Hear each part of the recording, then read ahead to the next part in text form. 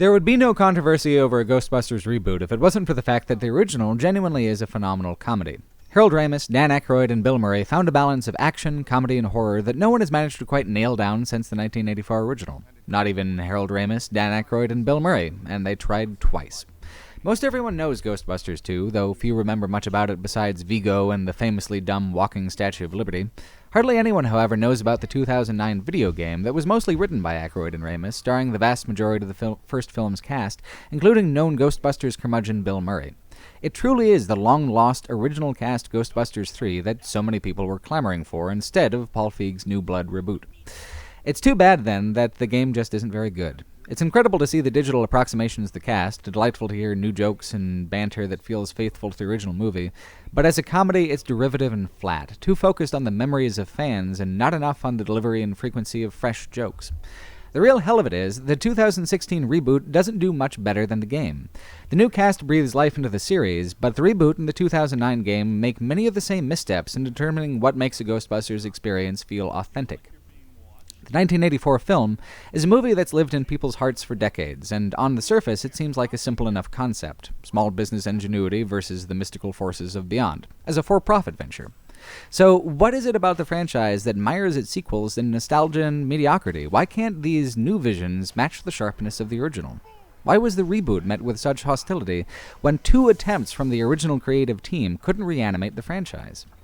The game puts the player in the role of a voiceless rookie. Rookie's all they call you, and background is all your character is. This was done so that the player would be able to effectively hang out with the Ghostbusters with no intermediary character to pass through. All you get are the real Ghostbusters. All that matters is the original cast. There's a nostalgic sense that Ramis, Aykroyd, Murray, and Ernie Hudson are so inseparable from their roles that it isn't really Ghostbusters without them, and Hollywood has mostly agreed, to the point that although Aykroyd and Ramis were extremely enthusiastic for a third film, Bill Murray's equally extreme disinterest in another sequel foiled plans for Ghostbusters 3 year after year.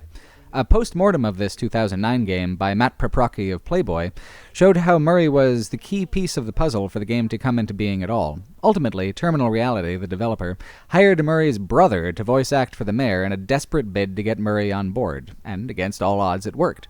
But the article goes on to talk about how Murray only recorded half his written lines, which caused a situation where all the other cast members worked unpaid overtime to cover for him. Without him, without Murray, there would be no Ghostbusters. Yet, there isn't a single line of dialogue he recorded for the game that has an ounce of heart to it. The only other time I've heard a good actor sound this irritated and bored by a script, it was Harrison Ford's narration in the Blade Runner theatrical cut. They could have used a soundboard of Murray from the first 2 films, and it would have sounded livelier. Nothing tanks a comedy quicker than apathy, and that's all Murray's really willing to contribute to the game. Ghostbusters 2 suffered somewhat from the same problem. Everyone else was having a great time, but Venkman just doesn't seem to want to be there very much. Even in his cameo in the reboot, he plays a mean-tempered skeptic who does nothing but belittle the Ghostbusters and their ambitions, which is pretty accurate to how Murray's behaved around the franchise. Yet, in that movie, given the opportunity to scoff at the whole idea, he seems to care very little one way or the other. Harold Ramis, on the other hand, was largely responsible for the tight structure and rapid-fire dialogue of the original film, but he passed away in 2014. Ernie Hudson's a good sport, but creatively is very much the 4th Ghostbuster. He'll always show up and do a great job, but he's not the idea guy. So it falls to Dan Aykroyd to carry the torch for his creation. But could Aykroyd have actually done any better than Paul Feig? It's worth mentioning that Dan Aykroyd had one opportunity to write, direct, and act in a horror comedy that was all his own, once upon a time. It was called Nothing But Trouble, and if you don't remember it, those involved with the movie would probably prefer it that way. It's got a similar blend of the macabre and the ridiculous as Ghostbusters does, but it's disorganized and bizarre in a way that Harold Ramis's tighter writing style would never have really allowed for. It reaches a fever pitch of nonsense when Digital Underground, the rap group that did the Humpty Dance, plays at a shotgun wedding between Chevy Chase and John Candy in drag. It was a flop in a way that Ghostbusters 2 never even got close to. It has, to this day, a 9% rating on Rotten Tomatoes. People had a hard time trusting Aykroyd with studio money for a long time afterwards. Yet it's undeniable that Aykroyd is the comedic glue that holds the whole original Ghostbusters team together. Ray Stantz is usually the straight man, while Egon and Venkman deliver the punchlines, but his balance is what keeps the comedy flowing. He's got a workman's sensibilities and a no-nonsense attitude, but his rapid-fire jargon is almost more or less complete nonsense. It's a hilarious combination. Stantz always confronts the unknown and dangerous with the same grounded balance of determination, enthusiasm, and an occasional dry zinger. In the game, his voice acting is the strongest, and the sections where you get to ghost bust alongside him are the ones that truly deliver on the game's promise of feeling like you're in the movies alongside your favorite actors. It's all because of Aykroyd. The role was tailor-made for him. If you think back on his early work for Saturday Night Live, like the legendary Bass-O-Matic skit, his funniest characters are the ones that temper a low-level manic insanity with a businessman's formality. In the 2016 reboot, his cameo is by far the best, too, and his closing line of dialogue, "I don't work after 10, I don't drive to Chinatown, and I ain't afraid of no ghost," is one of the jokes in the new movie that really vibes with the feel of the old. One of the only things that the new movie actually genuinely mishandles is related to Aykroyd, and it's in not translating the comedic relationships between Ray Stantz and Venkman. In the original cast, movies and the game, they are friends, but they're oppositional characters. Stantz is a true believer, and Venkman is a shameless opportunist. Ghosts are obviously real, but that does not resolve the comedic conflict between Stantz and Venkman. In the reboot, it does. Aaron Gilbert, who replaces Venkman, is just trying to move into the professional sphere and keep a lid on her pseudoscientific past, while she and Abby Yates, who replaces Stantz, do have that initial loggerheads between the two characters. They become supportive friends as soon as Gilbert loses her job. As a team, the new Ghostbusters work together better and they like each other more, but that's not really a comedic advantage. On the other hand, the fact that Venkman is an unreliable man and a poor scientist means that as the Ghostbusters go along into sequels, he feels more and more tangential to their success and the existence of the Ghostbusters at large. By the time we get to the game, he's barely there at all.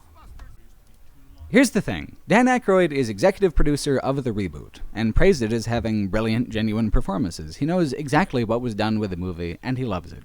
It even brought to life bits and pieces of previous scripts, like a Macy's Day Parade concept that was supposed to be in the game, but was cut.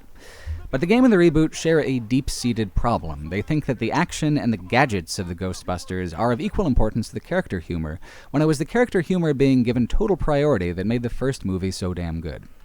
You can see this play out in the climaxes of these different comedic ventures. In the first movie, the Keymaster and the Gatekeeper were especially funny because so much time had been spent establishing the characters who get possessed as relatively normal and everyday.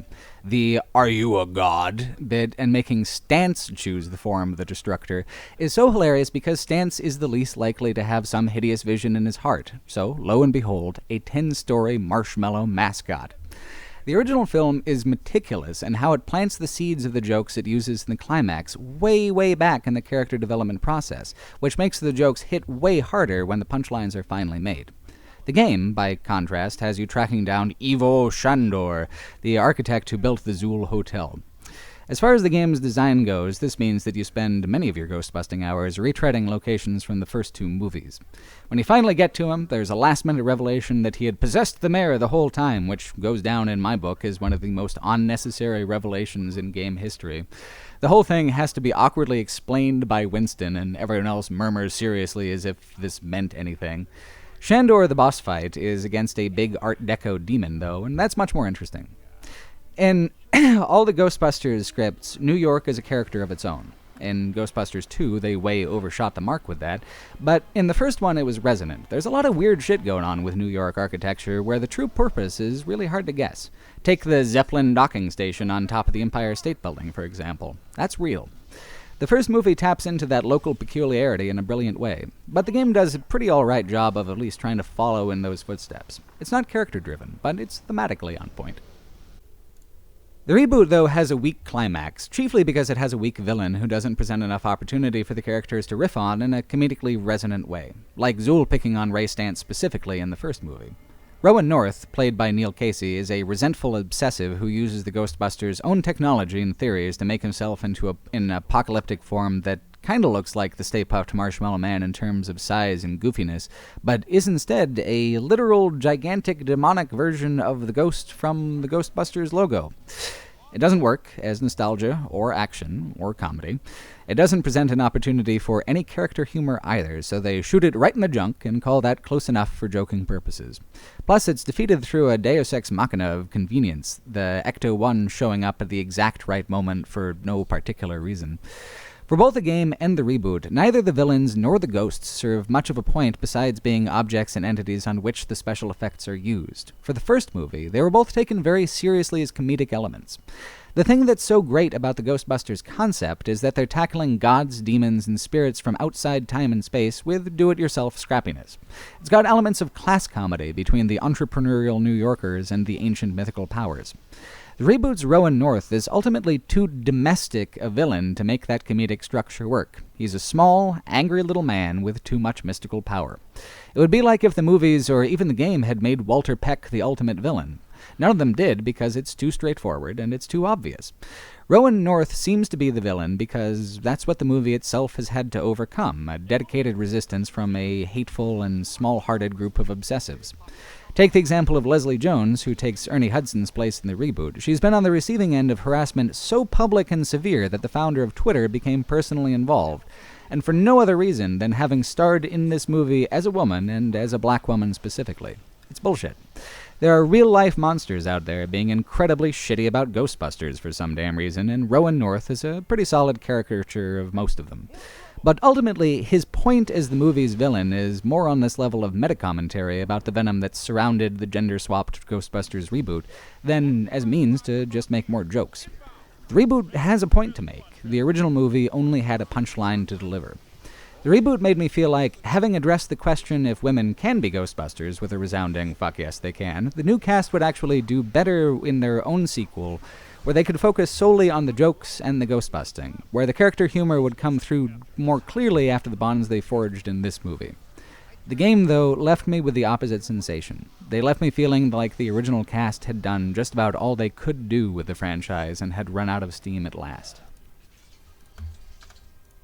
The Ghostbusters video game shows pretty conclusively that just because you get the band back together, there's no guarantee that they'll play the tune you want to hear. There's no replicating the particular magic of the 1984 original. It's lost to time and progress and expectations. It was lost all the way back in 1989 with Ghostbusters 2. It's easy to pretend that the second movie was a fluke, that their true Ghostbusters sequel had to be right around the corner.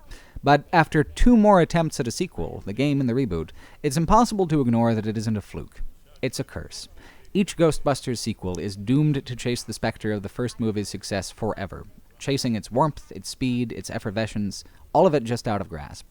Nostalgia doesn't help. Ghostbusters 2, the game, the reboot, they all reuse jokes, characters, and images that did work in the first one, like Slimer. None of them quite land the same way again. Fidelity to the original creative team doesn't help either. Even if you get everyone back together, the years and differences between them have taken their toll. Lines fall flat, warmth feels forced. Even hitting refresh and starting with a whole new lineup of great comedians doesn't help when the movie gives guns and gadgets as much screen time as it does the actresses.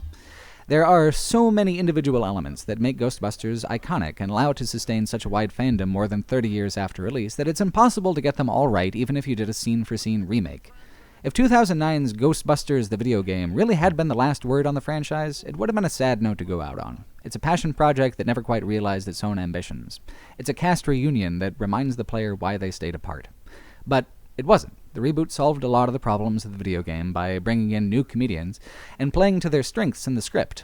But it inherited a lot of problems too, with its feverish need for brand recognition. Its assumption that cool ways to catch and dismantle ghosts is of equal value to making the audience laugh. Despite its flaws, the reboot has put the franchise back on the map. The curse will remain, however. Until the end of time, each sequel will try to replicate a thing that defies replication, haunted by the ghost of the perfect horror comedy. Thanks for watching. This video and all the videos I do are supported through crowdfunding through the website Patreon. It's where individuals like you pledge a certain amount of money per month to help people like me do their stuff, make their videos and such. And I've been lucky enough to have a pretty strong community of people who are helping me do that. People who are currently donating $10 a month or more are people like Brad Wallace, Camel, Josh, Amir Aguilar, Dewey, David Gilbreth, Brian Pluckman, Connor Biblo, Chris Kaon, Spyro Sedaris, Paid, David Reed, Ryan Gunst, Sengustin, Morton Scanning, Josh Farks, Ashley Rain, Bob Belcher, Chris Larkey, Stephen Lark, Nathan Campbell, Oliver Handliken, Jake Dobbs, Joe Wolf, Comfy Hat, Ron Gervais, Balder Carlson, Nick Cole Hamilton, Dalton Seiler, Ken Young, Nobody, Andrew Steele, Brandon Boat, Niels Buckfrummer, D, Galak, Annex of Rhodes, Angel-Headed Hipster, Daniel Mower-Myrie, Colin, Rob Clark, Joshua Vivi, Cameron, Dylan Sibley, Yuri Petnes, Wesley M., Sharif Kazemi, Harley McAvoy, I Cannot Fly, Brett Gilmo, Noah Duggins, Colby Howard, Divyath Faust, Tim Marsh, David Fry, Cameron Jackson, Eddie Burton, Nathaniel Tenzar, John Walsh, Carl Gleason, Silas Blatchley Hadson, Martin Karsten, Michael Coonan, Tyser Vicarian, Jeffrey Knudsen, Paul Cocker, Kyle Brown, Sasha Aya, Jack Harvey, Robert Glover, Alex Zalato, Matthew, Brad Carr, Preston Allen, Simo Polakowski, Stephen Potiuk, Jake Mays, Alexander Heavens, Devin Fitzpatrick, Matthew Zender, Trivium Art History, Ivan Marinov, Jacob Robertson, Pierce McBride, Stephen Premmel, Andrew Schiffel, Lee Jones, Michael Atwell, Bradley Smith, D. Stex, Rob Tackett, Cassie, Tom, Christian Zacharianson, Pat Hay, Soeb Sheik, Jake Brennan, Kevin DeBolt, Dennis Clark, Niles D. McDonald, Alexander Leister, Kumaran Vijian, Justin Hughes, Igor Babyuk, Brian Hill, Jared Meyer, Andreas Larson, Kevin Schaub, White Zero, Irvin, Lars Ingvar Anderson, Aaron Albach, Martin Markov, Alexander Dmitriev, Joe Hewison, Aiden AK-47, Gordon Moon, Kimmo Heikkinen, Ariel Badger Release, and Jody Warren.